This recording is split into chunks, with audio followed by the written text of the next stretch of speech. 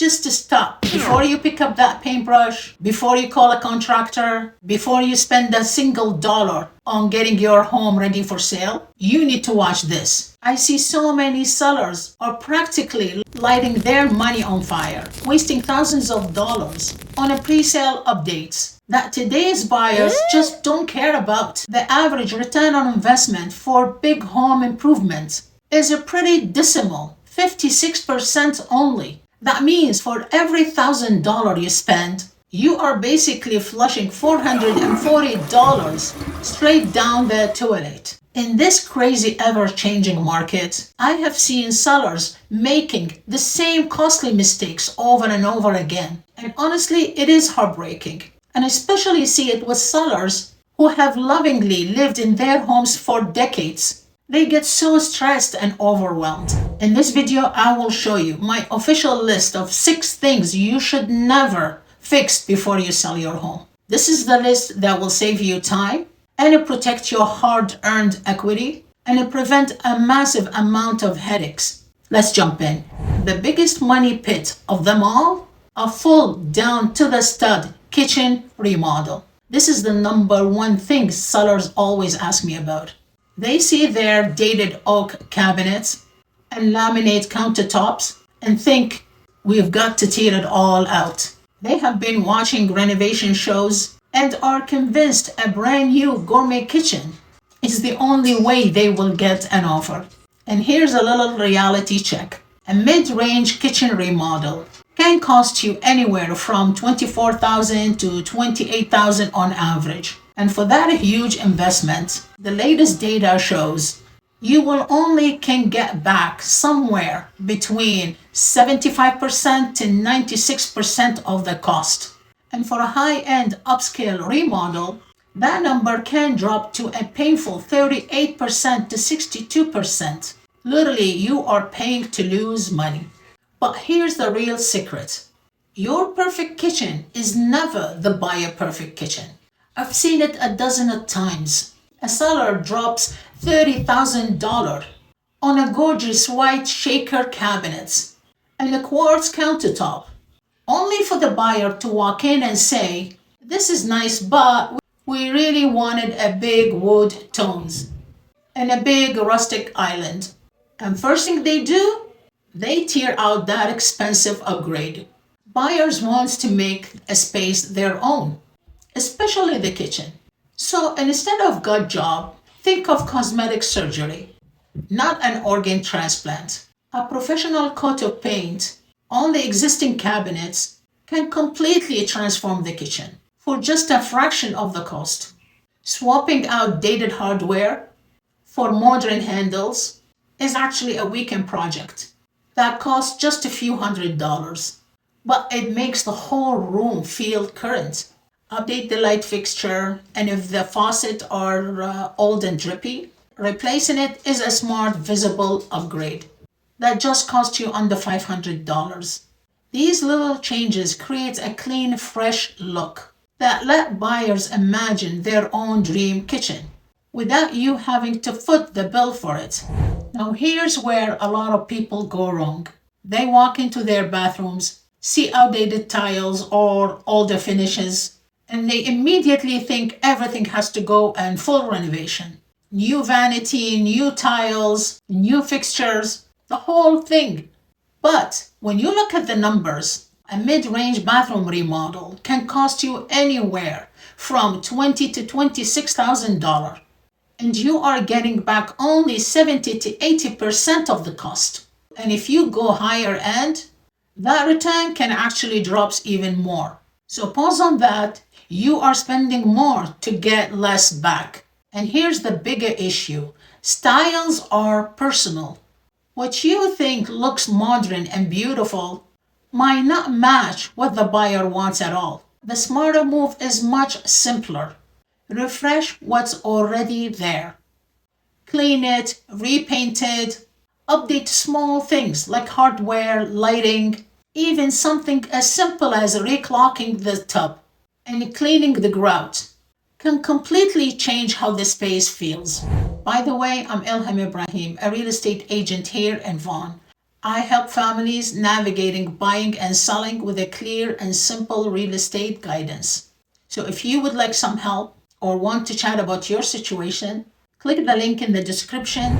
Now let's talk about another mistake: appliances. This one is usually driven by insecurity.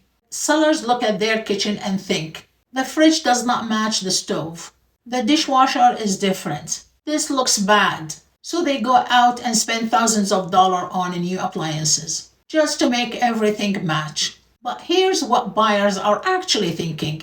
They are not focused on whether your appliances match. They are asking bigger questions. Is this the right location? Does the layout work? Are there any major issues with the house? Appliances are way down the list. Most buyers are just happy they are included and working. And if they are planning to renovate later, they are going to replace it anyway. So instead of spending almost $5,000 on new appliances, just make sure what you have is clean. And I mean really, really clean. A spotless kitchen gives the impression that the home is well maintained. That matters way more than matching finishes. Now this next one might surprise you. Replacing your roof or your driveway. Actually, a lot of sellers panic when they hear their roof is getting old. Maybe an inspector says it has a few years left, and suddenly they feel they have to replace it before they list the house for sale. But a new roof can cost you anywhere from $20,000 to $40,000, and the return on that actually is pretty low. So here's the smarter approach. If the roof is not leaking, don't rush and replace it. And be transparent about its condition, and either price the home accordingly or offer a credit to the buyer. In many cases, I've seen buyers actually prefer that because it gives them control to choose what they want instead of inheriting your decision. And the same idea applies to the drive.